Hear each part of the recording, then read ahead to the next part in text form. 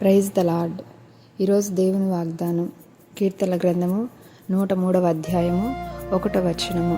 నా ప్రాణమా యెహోవాను సన్నుతించుము, నా అంతరంగమునున్న సమస్తమా ఆయన పరిశుద్ధ నామమును సన్నుతించుము. ఈరోజు ఈ పరిశుద్ధమైనటువంటి పునరుద్ధాన దినమందు మనందరము దేవుని ఆరాధించవలసినటువంటి వారమై ఉన్నాము. అయితే దేవుని ఆరాధించే ముందు దావీదు ఒక మాట సెలవిచ్చి ఉన్నాడు. అది మనందరం జ్ఞాపకం చేసుకున్నాము. దావీదు తన ప్రాణముతో, తన అంతరంగంలో ఉన్నటువంటి తన సమస్త అంటే ప్రాణము, ఆత్మ, శరీరముతో దావీదు మాట్లాడుతున్నాడు.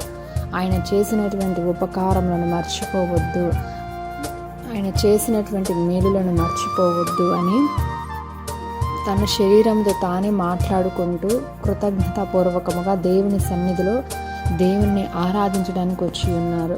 ఈరోజు మనము కూడా దేవుని ఆరాధించే విషయంలో చాలామంది శరీరముతో వెళ్ళేవారు ఉంటారు, సిద్ధపాటు లేకుండా వెళ్ళేవారు ఉన్నారు.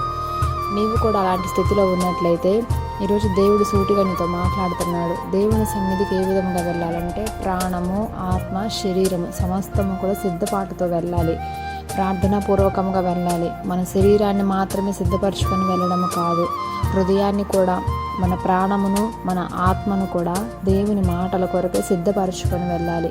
ఈ సిద్ధపాటులోనే గొప్ప ఆశీర్వాదాలు దాగి ఉన్నవి.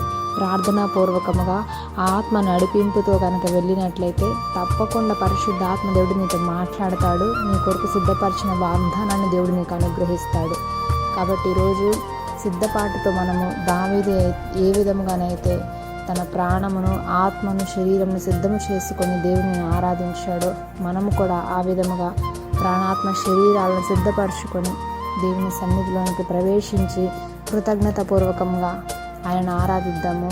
ఈ పునరుద్ధాన దినమందు ప్రభువు ఇచ్చే గొప్ప ఆశీర్వాదాలు మనందరము కూడా పొందుకొందుము గాక. ఆమేన్.